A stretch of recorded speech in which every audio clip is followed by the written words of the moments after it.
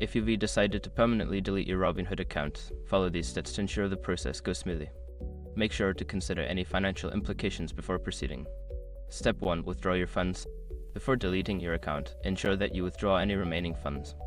Transfer your cash balance to your linked bank account to avoid losing your money. Step 2. Sell your investments. If you have any stocks or investments in your account, sell them before deletion. This will help you avoid complications and ensure that you have cash available for withdrawal. Step 3. Contact customer support. Reach out to Robinhood as customer support for assistance. You can do this through the Apple website by submitting a request to delete your account. They may require you to verify your identity. Step 4. Confirm deletion requests. Once you've submitted your request, check your email for a confirmation from Robinhood. Follow any additional instructions they provide to finalize the deletion process. Step 5. Monitor your account.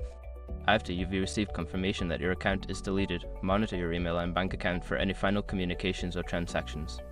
Ensure that everything is settled before considering the process complete. After completing these steps, your Robinhood account should be permanently deleted. Remember to keep records of your transactions and communications for your personal records.